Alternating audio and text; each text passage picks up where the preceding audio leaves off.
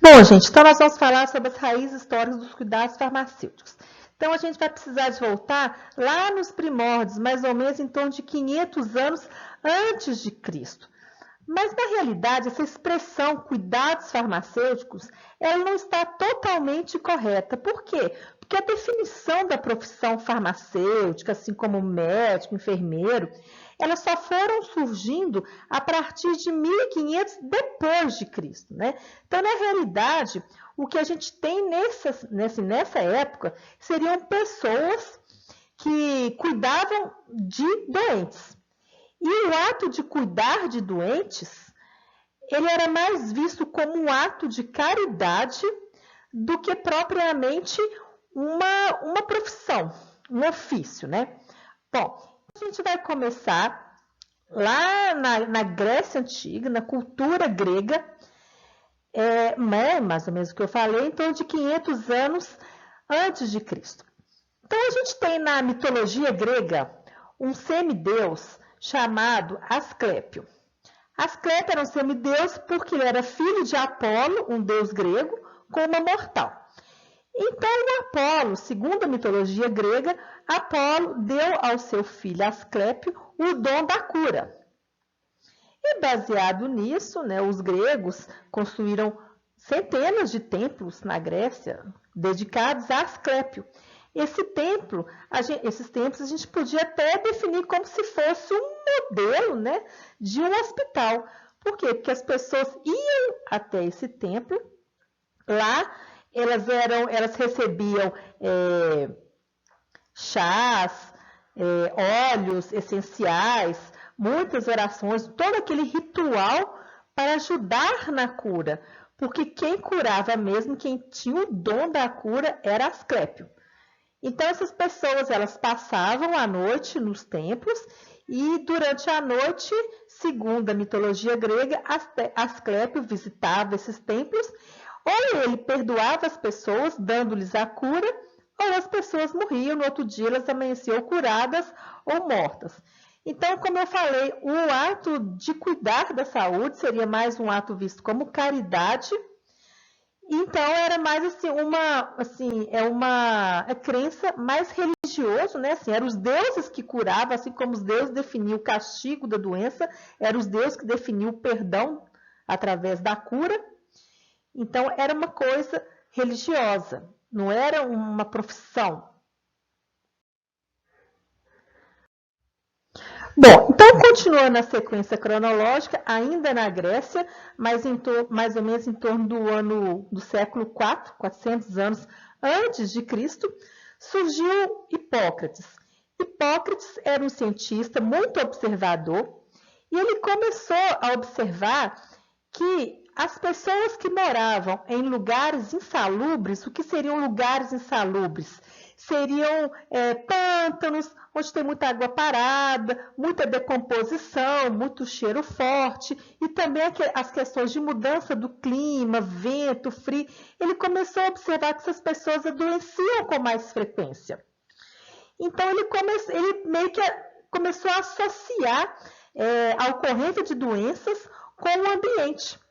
A partir daí, começou um pensamento que as doenças não seriam só devidos aos castigos dos deuses, poderiam ser também com relação às mudanças climáticas. Então, a partir daí, as pessoas, a sociedade, já começou a se preocupar mais com as condições de vida, com condições mais salubres. E um grande exemplo que a gente pode utilizar nessa época foi Roma.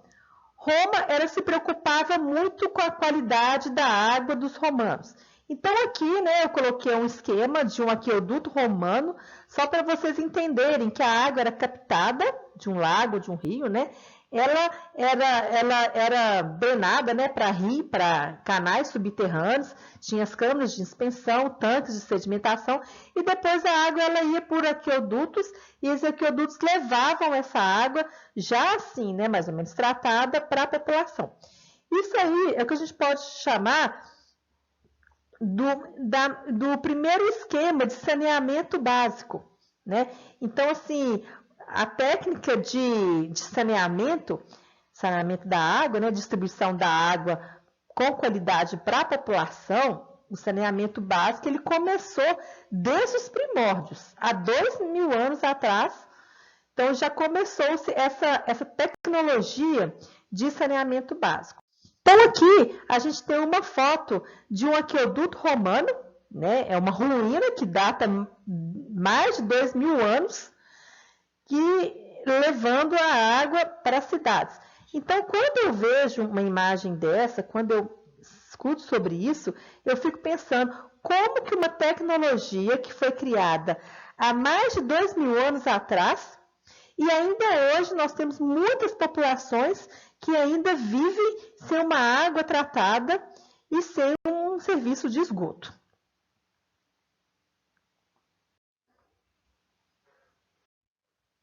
Essa foto, ela mostra uns canais, né, os canais subterrâneos em Roma, por onde a água passava, por onde a água era levada. Isso tudo hoje já são agora pontos turísticos, né?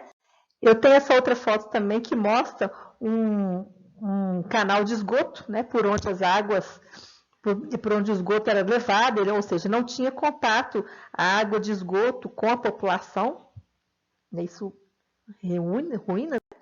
E também nós temos as famosas casas de banho, né, que até hoje, né, assim, o pessoal tomava banho, então, até hoje são pontos turísticos, e foi a cultura romana que realmente instituiu o hábito e o prazer de ir tomar banho. Bom, então Roma continuou, a gente está falando de Roma, né? Então Roma começou a se expandir, né? Então essa foto aí, ela mostra claramente como que Roma, né, esse pedacinho aqui, né, no meio da Itália, ele se expandiu praticamente por toda a Europa, um pedaço da África e da Ásia. Então Roma realmente se expandiu muito, né? Vem aquele belo ditado, né? Todos os lugares levam a Roma, todos os caminhos levam a Roma, né? Então, realmente é verdade. E Roma se tornou um império. Se expandiu para conquistas territoriais, para rotas comerciais, tornou-se um império. Então, essa questão do saneamento, né, sistema de esgoto, infelizmente, não deu conta de levar essa tecnologia para todos os lugares. E como a gente sabe, em toda a história da humanidade, aonde há expansão de populacional, aonde as pessoas elas migram, né? Junto com elas, ou seja, atrás delas, vêm as epidemias. Então, as grandes epidemias relatadas, nesse caso, nessa época, principalmente a peste bubônica, elas começaram no Império Romano, devido à expansão da população do Império, pela facilidade, né, das ruas do Império Romano. E com isso começou-se a decadência do Império Romano, né? O Império Romano, ele caiu, né, por volta de 500 anos depois de Cristo, só para a gente conseguir entender a cronologia dos fatos. Então, após a queda do Império Romano, instalou-se na Europa uma vida rural, né, que a gente conhece como sistema feudal. Então, mais ou menos no século V ao século X, a economia basicamente era agrícola. As pessoas moravam nos feudos, né, que é composto, né, no centro por um castelo e tal, né, que a gente já conhece isso na história, né, e as pessoas viviam no campo em casas muito isoladas. Então, as pessoas não tinham tanto contato umas com as outras, e isso diminui a ocorrência de doenças. Existiam as doenças, mas elas ficavam restritas ali, naquela pequena aglomeração de pessoas, elas não se espalhavam. E quem que cuidava dos doentes? Nessa época, a Igreja Católica já existia e exercia um grande domínio. Então, assim, essa ideia, né, de tratar dos doentes ser mais um ato de caridade, então, coube à Igreja Católica cuidar dos doentes. Então, aqui a gente tem essa foto de um monastério. A gente vê o monge cuidando das pessoas doentes. Então, ainda, essa, né, a questão da cura era vista como um ato mais religioso do que científico. Ok, continua. E como os feudos, assim, assim, com o tempo, né, as populações foram crescendo, os feudos foram aumentando e as cidades medievais, elas foram, né, as pessoas foram ficando cada vez mais populosas, as cidades medievais, e as pessoas tinham o péssimo hábito de despejar os excrementos humanos pela janela. Quando eles possuíam escravos, os escravos levavam os barris até o rio. Do contrário, as pessoas mesmo pela janela despejavam os excrementos. Os excrementos ficavam pela rua, eram lavados pela chuva e a chuva levava os excrementos para os rios. Então, era um péssimo ato. Infelizmente, o ato de saneamento, né, dos esgotos subterrâneos, ele infelizmente não continuou. Bom, então, já no século X, por volta do ano 1000, ocorreu um fato importante que a gente chama de Concílio de Clermont, que foi uma reunião do clero, dos cristãos, em torno de organizar, com o objetivo de organizar uma grande marcha de cristãos para poder reconquistar as terras sagradas ocupadas pelos muçulmanos. Então, a gente conhece como as cruzadas. Então, as cruzadas seriam expansão populacional, então, da mesma forma, uma expansão populacional, só que dessa vez com objetivos religiosos em busca da reconquista das terras sagradas. E, mais uma vez, a consequência dessa expansão populacional seriam as epidemias. Então, as cruzadas, né, pela nossa historinha aqui, seria a segunda grande expansão populacional que levou a várias epidemias. Nessa época, a gente já pode, além da peste bubônica, a gente também pode falar em lepra, né, que hoje a gente conhece como hanseníase. A varíola também nessa época estava começando a despontar. Bom, então dessa forma, a igreja, como ela cuidava, né, ela ficava encarregada de cuidar dos doentes, com a expansão populacional e com o aumento das epidemias, a igreja já não dava mais conta de cuidar dos doentes. E, ao mesmo tempo, começou a surgir no ser humano o conhecimento, né? A gente fala assim, o conhecimento começou a explodir, as perguntas começaram a surgir. Então, o que aconteceu? A gente pode ver, a partir do século X, principalmente na França e na Espanha, os estabelecimentos chamados de botica. O que seriam isso? Seriam locais onde o boticário, né, a pessoa que toma conta da botica, ele ajudava a tratar as pessoas por meio de tratamentos à base de medicamentos, à base de plantas. Então, a gente pode falar que a partir do século X, sim, o primeiro profissional da saúde, vamos dizer assim, específico, definido, foi o boticário. Então, as pessoas já passavam a procurar mais os boticários para se tratar. Só que o boticário, ele não era qualquer pessoa. O boticário, além do conhecimento de planta, de preparação de medicamentos, de cura de doenças, ele teria que ser vindo de uma boa família, com uma boa reputação, uma família honrada, com uma boa situação financeira. O boticário tinha que falar latim e ele tinha que ter uma certidão de cristianismo, como se fosse uma autorização, né, da Igreja Católica para exercer a profissão. Tinha que ter uma certidão de moralidade. Só assim ele poderia exercer a profissão de boticário.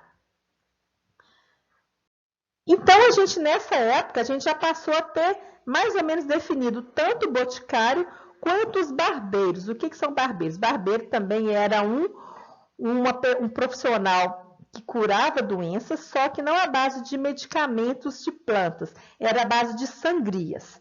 Então, porque acreditava-se que tirando o sangue, junto com o sangue, tirava o veneno que estava causando a doença. Então, o boticário e o barbeiro trabalhavam muito em parceria.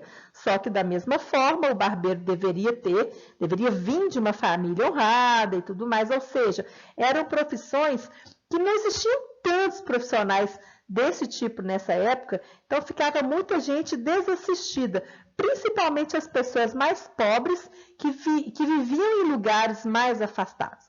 Então, a gente pode falar também na feiticeira. Feiticeira também a gente pode meio que considerar como sendo também um profissional cuidador da saúde. Só que a feiticeira, ela não tinha licença para exercer a profissão de cuidador, né? Então, porque muitas vezes o conhecimento dela passou de pai para filho, ou ela trabalhou com profissionais, mas ela não tinha a licença para exercer a profissão.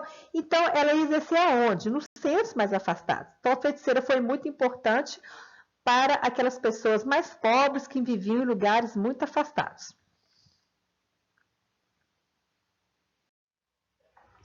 Bom, então, seguindo a cronologia, né, mais ou menos por volta do século XVI, mais ou menos 1500, nós vamos ter ainda, né, o ser humano aflorando seus conhecimentos, nós vamos ter as grandes navegações.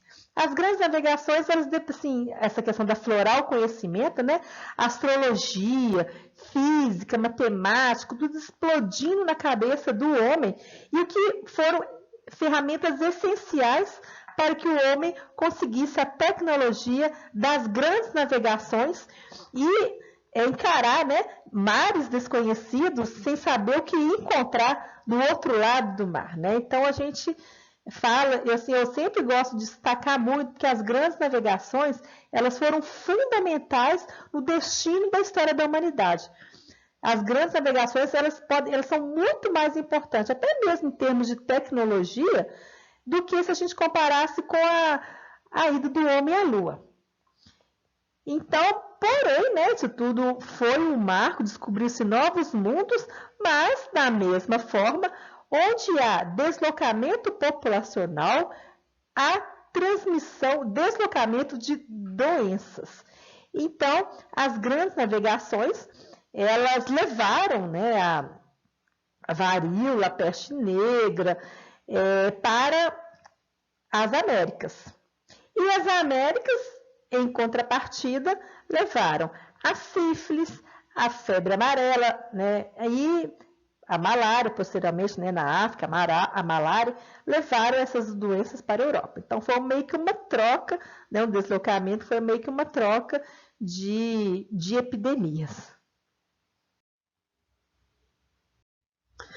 Bom, então, mais ou menos no século XIX, por volta de 1850, mais ou menos, descobriu-se o microscópio, que foi um grande marco na ciência, porque através do microscópio descobriu-se os micro-organismos, bactérias, seres nus aos olhos vivos, né? Nessa época, a ideia de doença, castigo de Deus já tinha sido totalmente abandonada.